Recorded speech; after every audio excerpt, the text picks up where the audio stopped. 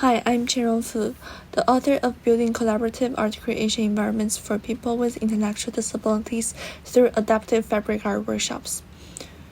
People with intellectual disabilities, also known as ID, face challenges like physical and communicative barriers, limited social activities, and a lack of inclusive, creative, and cultural activities.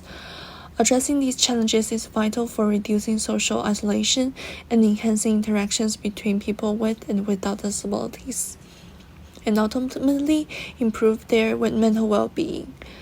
The photo at the right side is the participants with profound ID we work with for this research. Art making and handcrafting are therapeutic methods, particularly beneficial for those who struggle with verbal communication. Adaptive art, which simplifies traditional process to be more accessible, plays a crucial role here. However, such activities are rare in communities due to a lack of resources and trained facilitators.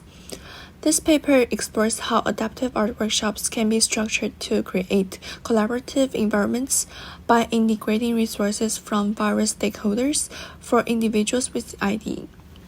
To tackle this, we designed and conducted 2 workshops during 2023 and 2024, as shown in the photos. Our process began with a pre-workshop survey to understand participants' needs. We then collaborated with the Disability Center manager, occupational therapist, and professional artists to set out workshop goals and details. We chose themes that ensured enjoyment, which centered around festivals that encourage collective celebration or topics that resonate closely with the participants' daily lives.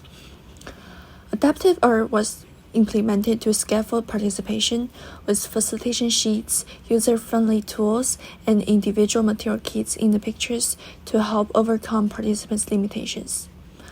Finally, we designed a collaborative environment where participants interact with various stakeholders, enhancing both their experience and the workshop outcomes. Our findings showed the participants with intellectual disabilities were highly engaged in the adaptive fabric art workshops, creating more artwork than expected and enjoying the process. Their work was later exhibited in the local gallery, with reaching a wider audience and raising the awareness. Live supporters reported that the workshops were successful, with participants expressing satisfaction and overcoming barriers through the use of adaptive tools in a collaborative environment.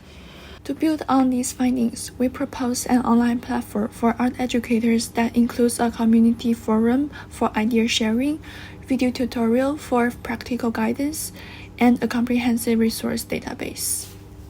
This platform aims to empower educators to create similar inclusive art experience, ultimately enhancing the quality of life for individuals with disabilities through art.